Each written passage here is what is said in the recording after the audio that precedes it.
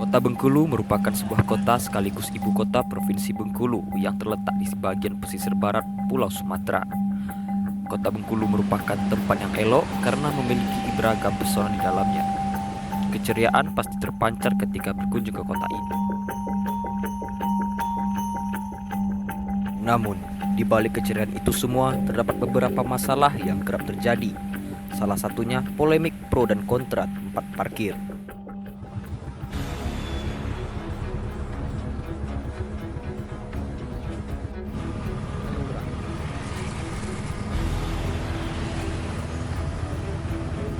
Tribuners, para mantan juru parkir atau jukir Alfamart di Bengkulu pada Senin 27 Mei 2024 sekira pukul 10 WIB menyerbu gudang Alfamart untuk digratiskannya parkir. Mereka yang membuat surat penunjukan, mereka juga yang mengkhianati. Jangan bodohin rakyat Bengkulu. Rakyat Bengkulu tidak mungkin semerta-merta mau parkir di Alfamart kalau tidak ada alasan. Mulai kurang ajar.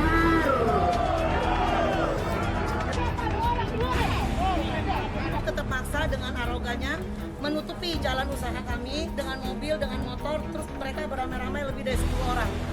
Saat rekannya meminta parkir kepada mobil City Car yang ditumpangi 4 orang berbadan tegak. Namun pengemudi mobil menolak untuk membayar uang parkir dan keluar memukuli security serta tukang parkir tersebut. Pak, bisa mundur nggak, Pak? Cuman kan biasa, Pak. Kami ini orang pantai, Pak. Bukan berarti aku tak kasar.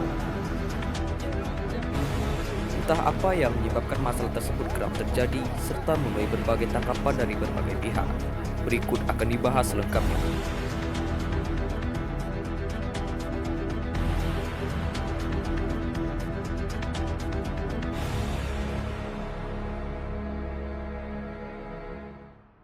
Menurut saya dari perspektif kedepannya untuk tukang parkir liar itu salah sebenarnya itu kan. Selagi kita masih bisa dibina untuk parkir yang benar-benar diwajibkan dari pemerintahan seperti dari Bapenda atau Dishub, itu sebenarnya tidak sulit untuk dilanjuti. Cuman maksud saya kan lebih aman kalau ada badan hukumnya seperti di Dinas Perhubungan atau melalui dari Bapenda tadi. Dan juga kalau untuk masalah setoran juga tidak terlalu besar untuk setorannya. Saya sebagai tukang parkir juga merasakan itu. Kalau menurut saya perkiraannya dari tahun 2017 sampai sekarang. Kita sebagai tukang parkir itu tidak ada syarat khusus. Cuman kalau kita ada kemauan terus untuk cari-cari jajan atau cari-cari penghasilan itu bisa langsung turun ke lapangan. Terus kalau untuk melalui parkir itu, untuk masuk ke dalam ranah tukang parkir itu ada melalui orangnya yang bersangkutan, yang megang surat perintah tugasnya, SPT kalau disingkatnya. Kalau dari kami sebagai tukang parkir yang bekerja di lapangan, biasanya itu per hari. Cuman kalau untuk yang punya SPT itu biasanya setorannya per bulan ke Dinas Perhubungan atau Bapenda. Kalau untuk rate-nya tuh biasanya kalau kami setoran per hari itu 20.000. Cuman kalau untuk setoran ke Dinas Perhubungan atau ke Bapenda itu 600.000 per bulannya. Kalau kita sesuai dengan SPT yang berlaku untuk satu unit motor Rp2.000. Kalau untuk roda 4 seperti mobil itu Rp3.000. Cuman di atas itu masih ada lagi bisa ratingnya lebih besar lagi. Seperti bus, pariwisata, yang lain-lain itu sekitar 5-10.000. Mungkin dulu waktu masih awal-awal Taman Pantai Berkas ini berdiri, mungkin ada beberapa dari oknum-oknum masyarakat sekitar yang memungut parkir liar di sekitar Taman Berkas ini. Menurut saya, kalau untuk tukang parkir liar itu harusnya kan lebih berhati-hati. Kalau bisa jangan sampai diparkir liar. Kalau bisa dia kan ngurus badan hukumnya ke Bapenda, walaupun itu ada distribusi pajaknya kan. Jadi lebih aman lah daripada ngambil parkir liar juga. Takutnya juga kan itu kan tidak selalu tidak selalu ada konflik, pasti ada konflik juga nanti itu. Harapannya tuh semoga pemerintah juga memperhatikan dari pihak-pihak tukang parkir liar itu dibina lagi, terus dikasih izin untuk membuat tempat untuk parkir itu tadi yang resmi dan diberikan surat perintah tugas.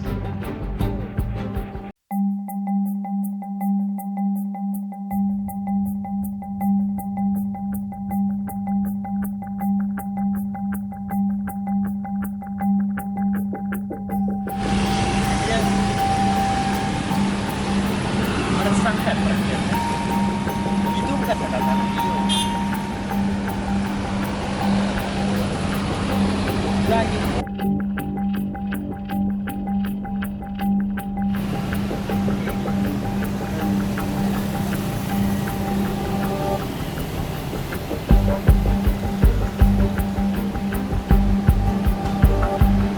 Kalau menurut saya sih makin berkembang ya, banyaknya pedagang, banyak yang datang. Terus wahana banyak yang dibersihkan.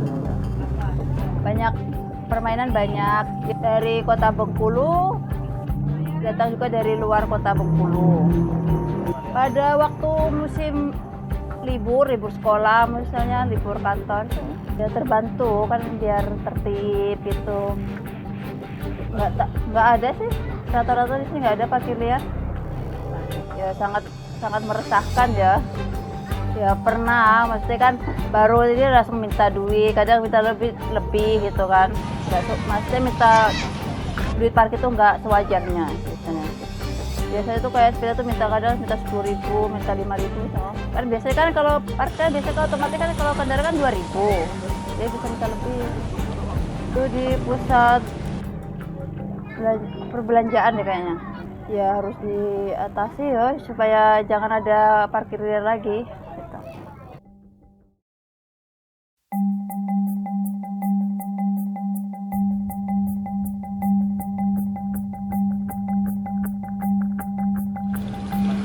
Jadi tukang parkir memang tidak semudah yang dibayangkan karena memiliki risiko yang besar dalam menjaga kendaraan masyarakat yang parkir. Jika tidak fokus dalam menjaganya, bisa saja kendaraan atau barang bawaan yang tertinggal tersebut hilang diambil orang. Terkadang juga ada pengendara yang lengah ketika memarkirkan kendaraan tanpa mencabut kuncinya.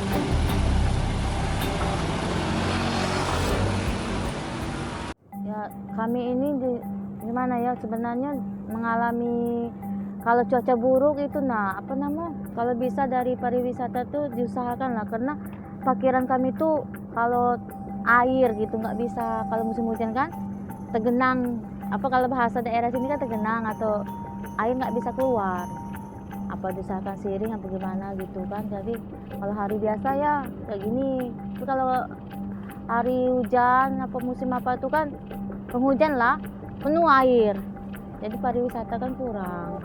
Kalau itu kan pengunjung menghindar karena takutnya kan mereka nggak terbiasa air gitu penuh.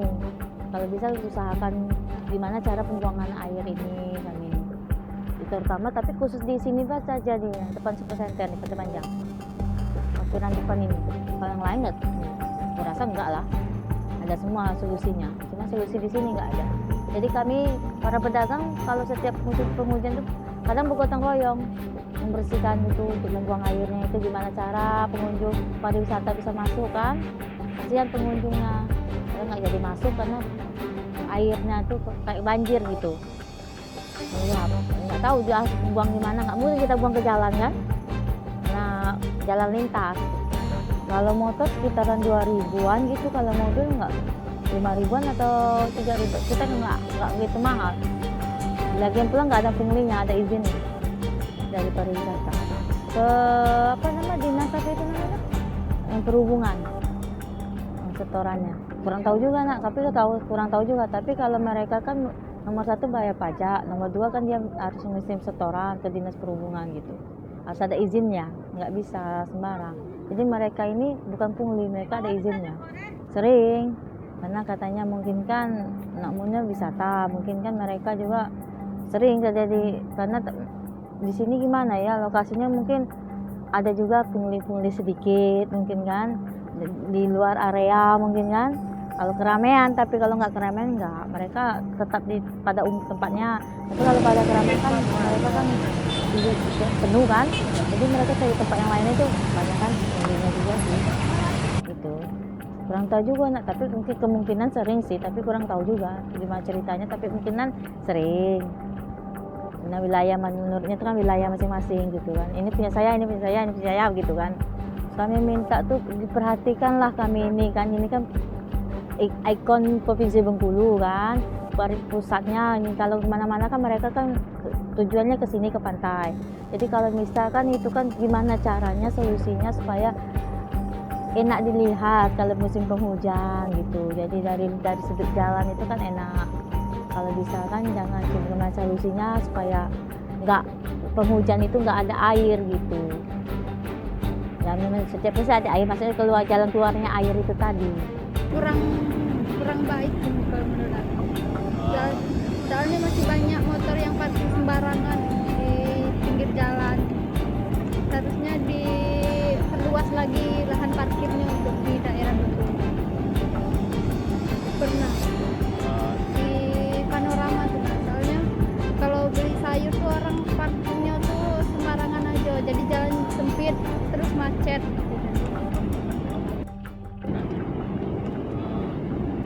Kalau menurut aku sih seluruh pemerintah tuh untuk diperbaiki lagi tuh nah, cara orang parkir tuh nah, jangan didiamkan aja. Kalau orang parkir sembarangan tuh harus dikasih tahu, harus dikasih peringatan.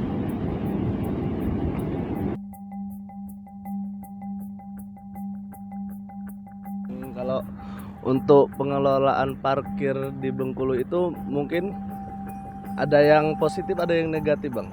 Yang positifnya itu ada yang jaga amanahnya bang, kayak menjaga nian kan, yang kita titip seperti motor, helm gitu bang. Nah terus yang negatifnya itu ada yang kita misal ada yang hilang helm gitu, yang dia pura-pura nggak tahu gitu bang. Ya mungkin itu bang menurut saya bang. Untuk parkir liar mungkin bang ya agak itu sih bang, kalau parkir yang liar tuh bang kan belum pasti kan dia bang, nanti ya ujung-ujungnya nggak mau tanggung jawab gitu bang, jadi agak negatif aja kalau parkir liar bang. Kalau saya sendiri belum pernah bang, kalau lebih dari 2000 itu bang. Ya untuk kedepannya ya lebih untuk disiplinkan lagi bang, untuk menjaga amanahnya bang. Kalau sudah diamanahkan kan kita harus menjaganya dan menjalankannya dengan benar bang. Mungkin itu bang.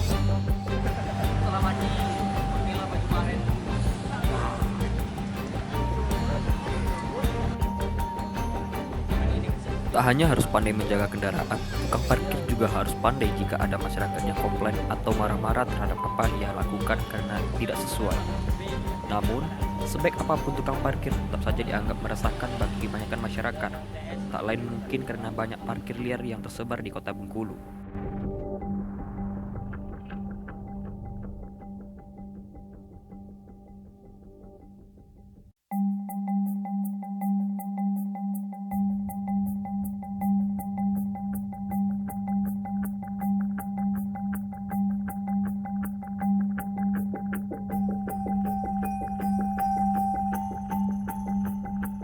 Akan tetapi, seburuk-buruknya tukang parkir, mereka juga adalah masyarakat yang perlu makan dan menghidupi anak keluarganya di rumah.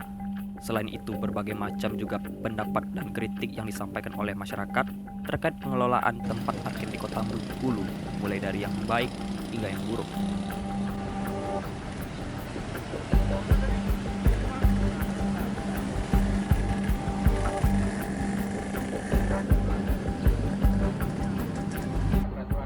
Ya, memang harus tegas lagi. Harus tegas.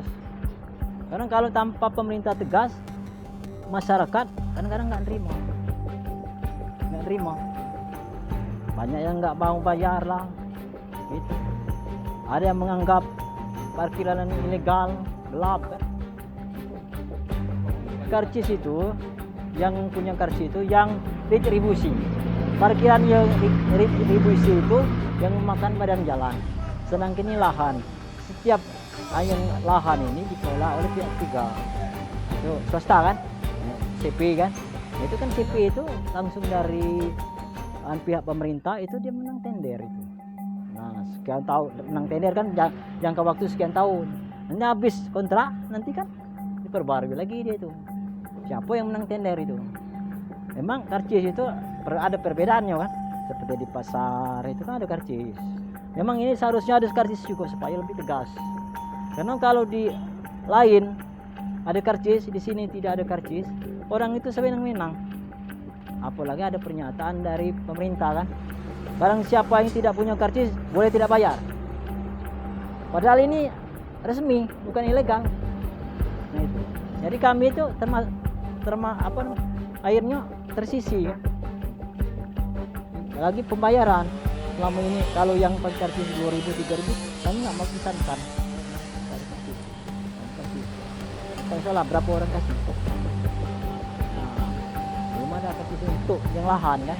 Tapi kalau yang retribusi seperti yang memakan badan jalan, seperti pertokoan itu ada, pertokoan, pasar. Itu kan keputusan pemerintah, keputusan daerah. Ini nggak bisa menolak ketetapan. Ya kalau maunya masyarakat ya gratis lah. Tapi karena ini keputusan pemerintah kan, nggak bisa. Kita harus turuti peraturan pemerintah.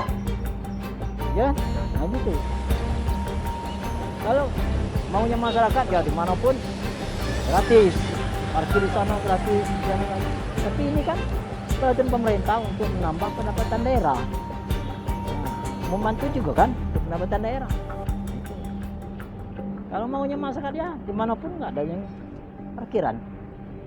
Membantu juga bagi seperti kami ini yang ekonomi lemah kan. Dengan adanya parkiran kami terbantu. Nah, seperti bapak ini kan sudah tua kan. Umur 58 tahun. Dulunya tukang bangunan kuat. Buat rumah, mampu. Tapi karena usia lanjut, sudah tua, alias tua kan. Jadi nggak mampu lagi. Akhirnya berlari ke sini. Kan terbantu. Nah itu mengurangi pengangguran juga. Anak-anak muda itu kan banyak yang nganggur. Dengan adanya parkiran dia bisa kerja. Kalau ditiadakan mereka itu nganggur lagi. Seperti kalian ini kuliah kan, sekian ribu setiap wisuda tiap tahun kan. Tapi yang kerja cuma berapa? Kenapa lapangan kerja tidak ada? Kurangnya lapangan kerja. Tapi kalau ada lapangan kerja kan, dalam sekian tahun, dalam satu periode, itu kan lapangan tercipta sekian lapangan kerja, kan terbantu. Yang sudah wisuda itu ada berapa? Ayo, 4 anak sarjana semua, belum ada yang kerja. 4 sarjana, belum ada yang kerja. Alumni UNIM semua itu. Alumni UNIM, nah itu. Itulah kira-kira. Jadi penerapan kerjaan sekarang sulit. Seperti kalian tamat kan dari kuliah, kemana? Belum tentu menjamin untuk bisa kerja kan. Pas kuliah dari ini ada lapangan kerja pun tentu. Anak saya 4 sarjana itu berapa kali ikut tes, belum ada yang goal, belum ada yang pegawai negeri, masih nganggur semua. Itulah kira-kira. Jadi dengan adanya parkiran ini, kami yang istilahnya orang-orang berekonomi lemah terbantu. Anak-anak muda yang penganggur dengan adanya parkiran terbantu. Kalau ditiada, nganggur lagi mereka itu. Pengangguran itu meningkatkan kejahatan. Kenapa? Akibat nganggur akhirnya gimana? Orang bertindak kriminal dan tidak ada lapangan kerja. Harapannya. Itulah itu.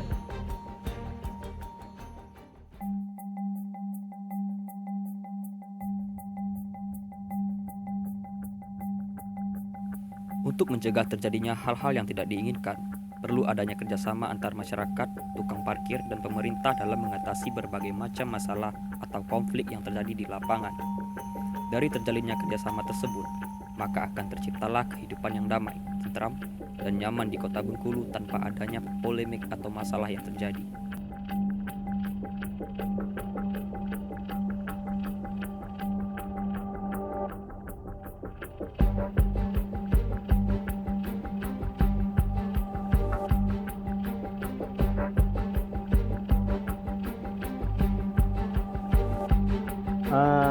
Saya Kepala UPTD Parkir di Kota Bengkulu. Kalau pengelolaan parkir Kota Bengkulu ini dari tahun ke tahun, ya, begini, saya kan baru kurang lebih 7 bulan menggantikan Kepala UPTD Parkir yang lama. Gitu kan. Tapi pengelolaan parkir itu ya, untuk di Kota Bengkulu ini memang ada permasalahan. Tapi permasalahan itu tetap ya buat komitmen dari pemerintah Kota Bengkulu kan, religi dan bahagia ya, apapun itu masalahnya tetap diselesaikan secara damai. Permasalahan masalah parkir dari panitia atau koordinator itu kan, nah itu banyak laporan ya, banyak laporan parkir ya kita selesaikan. Nah jadi untuk parkir pengelolaannya ini sebenarnya ini sudah beralih ke Badan Pendapatan Daerah Kota Bengkulu. Untuk di SHUP ini, di SHUP Kota Bengkulu ini melalui UPTD Parkir ini hanya melakukan rekomendasi. Nah, rekomendasi dari SHUP inilah nanti akan terbit SPT, Surat Perintah Tugas untuk juru parkir. Nah, dengan adanya SPT ini, dengan ada rekomendasi inilah akan terbit SPT. Nanti SPT itu nanti disitulah jukir itu akan menagih retribusi di tempat lokasi parkir yang dia tempati sebagai petugas juru parkir yang resmi. Jadi untuk tahun ke tahun tentunya pemerintah melalui dinas terkait itu melakukan pengawasan baik itu zona dan juga baik itu juga dari juru parkir. Itu tugas dari Dishub Kota Bengkulu. Gitu. Kalau seperti di Indomaret, Alfamart itu kan itu sebenarnya ranahnya itu lebih ke Pemda Kota Bengkulu. Mereka ada MOU-nya, ada surat perjanjian gitu kan. Karena untuk isu ini hanya sebatas rekomendasi. Tapi kalau untuk parkir itu memang kalau selama ini kan mereka bayar pajak itu ya yang kami tahu kan. Tapi kalau ranah misalnya memperbolehkan parkir itu memang ada di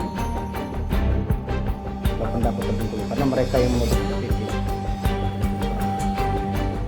Untuk setoran itu ini ya relatif ya, karena untuk setoran itu juru parkir itu kan untuk zona parkir itu ada 12 zona parkir di Kota Bengkulu ini.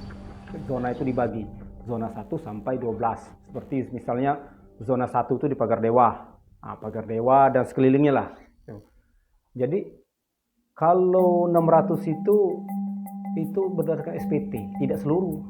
Jadi misal untuk daerah yang agak ramai, misalnya di Preskapuas di Padang Harapan itu beda, bisa mencapai 1,5 juta atau 2,5 juta.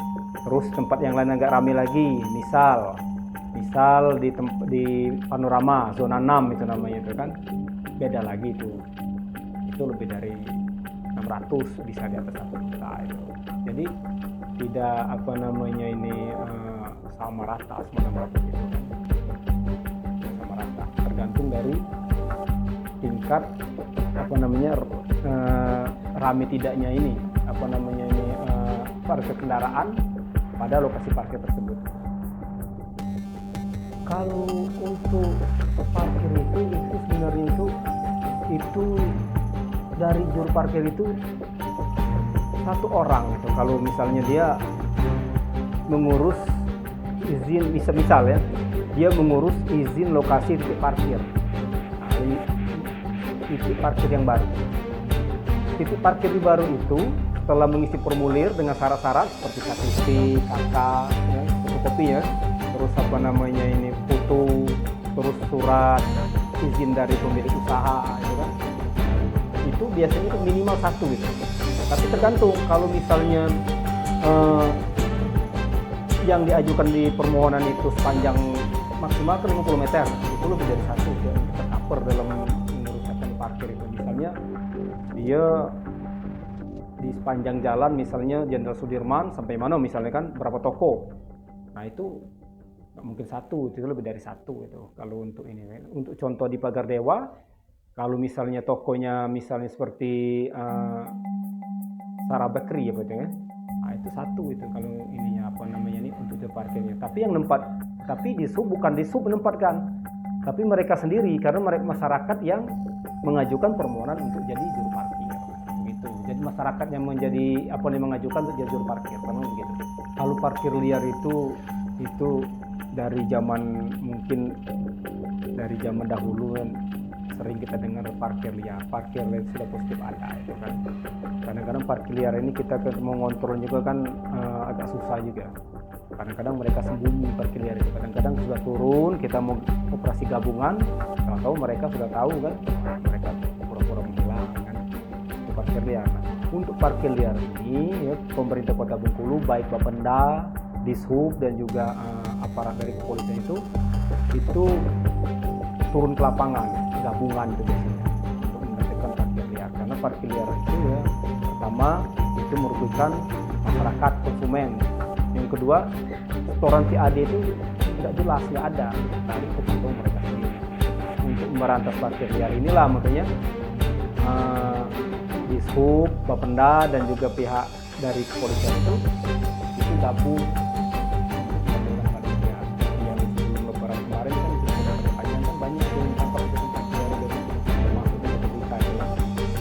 Dari niat perhubungan untuk memiliki kartis itu sebenarnya itu biar lebih masyarakat itu biar lebih apa namanya itu lebih jelas dari sisi pembayaran. Misalnya kan seperti sekarang kan yang kemarin kendaraan roda 2 hanya 1.000, kendaraan roda 4 2.000 dan kendaraan roda di atas 4 itu kan ada 6.000 atau berapa gitu kan. Dengan berlakunya Perda baru sekarang, Perda nomor 1 tahun 2004 tentang pajak daerah dan retribusi daerah itu sudah naik gitu. Untuk motor kendaraan roda 2 itu kan jadi 2.000, untuk mobil jadi 3.000. Jadi dengan karcis itu masyarakat oh betul ini kan karena di dalam karcis itu kan tercantum itu tertera kendaraan roda 2 roda 4 3.000 berdasarkan Perda nomor yang dicantumkan. Jadi karcis itu untuk menjamin bahwa apa yang ditagih oleh jukir itu berdasarkan Perda. Jadi bukan apa namanya ini bukan menagih, bukan berdasarkan Perda. Kadang-kadang kan ada di atas 3.000, mungkin 5.000. Itu kan sering kita temui kadang-kadang di lapangan. Kalau karcis itu sebenarnya itu menyeluruh untuk seluruh zona. Dia jukir itu mendapatkan karcis itu. Tapi karena keterbatasan, kadang-kadang karcis itu kan cetaknya banyak. Kita untuk di Kota Bengkulu ini kurang lebih 700 parkir. Kadang-kadang kan dalam satu hari itu kan habis berapa gitu kan untuk apa namanya ini karcis ini. Jadi menyeluruh itu. Jadi karcis itu diberikan kepada seluruh juru parkir. Ini kalau seperti yang saya terangkan tadi sebenarnya untuk wilayah apa namanya retribusi parkir Alfamart Indomaret memang ranahnya ranah di Bapak. Tapi dia bukan adanya undang-undang, tapi memang ada kebijakan dari pimpinan mereka, dari manajemen mereka. Dari manajemen mereka itu memang yang saya tahu itu kan waktu ada demo kemarin itu dari mereka berkunjung ke Pak Sesda itu bahwa untuk hampir seluruh Indonesia itu katanya memang tidak ada juru parkir tempatkan itu. Memang seperti itu tempatkan seluruh Indonesia. Tapi di Bengkulu kok ada katanya. Nah itu kita nggak tahu karena untuk di sub ini kan bukan kebijakan dari sub kan dari Bapenda itu kan MOU-nya atau perjanjian itu kan. Nah, makanya kemarin ada demo itu karena juru parkir itu kan selama ini kan sudah ada membayar pajak ke pemerintah. Nah, tapi sekarang kan untuk tidak lagi menagih parkir di Alfamart. Nah, tapi kalau Indomaret kan beda manajemen itu kan. Kalau Indomaret kan masih kan, karena di Indomaret itu memang membolehkan untuk menagih parkir. Nah, tapi dengan adanya isu seperti ini kita nggak tahu ke depannya. Kalau untuk sekarang ini kan Alfamart yang belum boleh kan. Untuk tempat parkir ini sebenarnya itu parkir itu kan ada beberapa kriteria seperti tempat parkir di jalan umum, terus tempat parkir khusus. Nah, kalau seperti jalan umum itu ya seperti jalan Prapto, seperti di pintu batu itu. Nah, itu kan parkir jalan umum yang harus izin oleh pemerintah. Nah kalau tempat parkir itu pelaku usaha yang memang menyediakan tempat parkir, misalnya dia parkir menyediakan lahan parkir, nah itu harus izin. Nah itulah dia melalui pajak tadi kan. Jadi mereka itu sama seperti inilah, seperti BIN, Mega Mall. Nah mereka kan bukan di jalan umum, ya mereka itu kan. Atau pelaku usaha itu dia memang punya lahan kan, lahan untuk kendaraan roda 2 roda 4. Jadi mereka itu menyiapkan lahan parkir sendiri. Jadi kalau untuk parkir untuk kedepannya pemerintah Kota Bengkulu ini ya untuk lahan ataupun juru parkirnya itu pertama di mana ada SPT, disitulah sebenarnya juru parkir untuk bertugas. Kalau tidak ada SPT berarti jangan, karena itu nanti jadi parkir liar gitu kan. Dan diharapkan juga untuk kedepannya masalah parkir ini juga ya semoga tidak ada lagi huru hara atau demo-demo sekarang ini, karena ada mungkin ada kepentingan atau juga ada mungkin yang kurang terakomodir gitu kan dari ini kan. Nah, mudah-mudahan untuk ke depan ya baik di juru parkir melalui pemerintah Kota Bengkulu ini bersinergi satu sama lain untuk meningkatkan PAT kurang lebih gitu.